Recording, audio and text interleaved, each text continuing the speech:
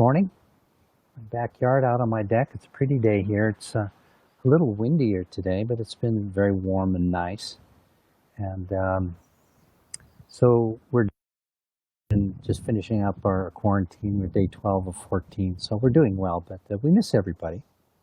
This Sunday, I'm looking forward to being with you and talking about Pentecost itself, the descent of the Spirit upon the church, and that momentous occasion where the spread of the Spirit went to everyone in that upper room, but then spilled out onto the street and became a public event.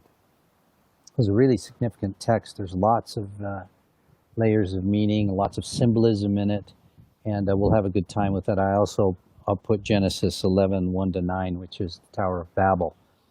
I call the messages Babel Redux. That is, it's kind of a revisitation and a reversal of the confusion and the separation amongst the peoples of the world that occurred on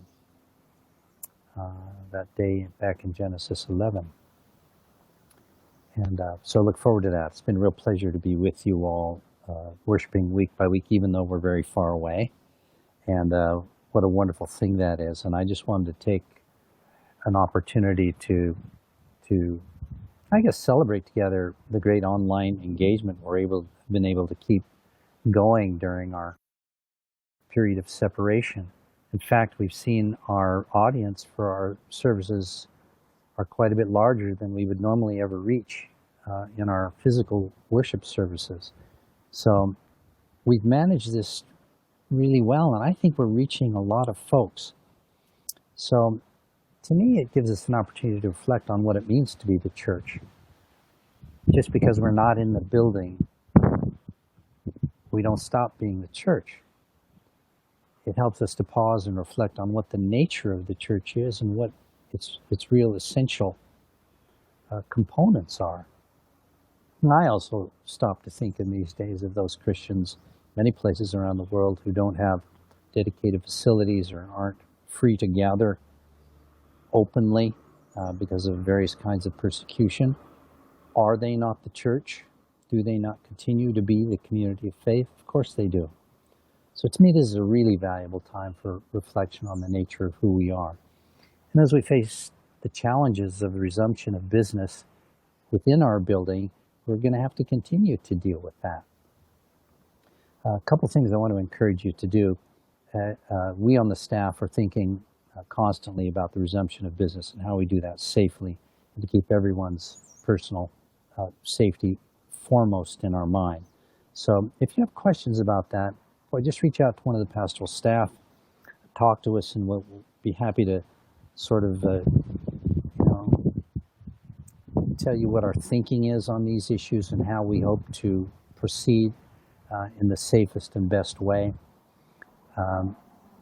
Until that day, we gather again in a sanctuary. We're just not sure when we'll be able to be elbow to elbow again and singing with all of our hearts. Until that day, be sure to avail yourselves of lots of the online opportunities for Bible studies, various forms of fellowship. Let's connect. Lots of things are still going on in creative ways.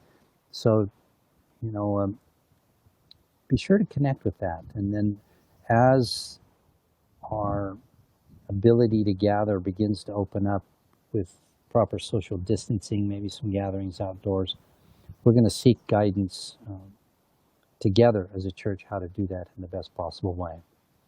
So reach out to us. Let's characterize this period by a lot of talk, and a lot of sharing, and let's rejoice about who we are as a church who from one week to the next went from its sanctuary to an online engagement, is now reaching people all across the country.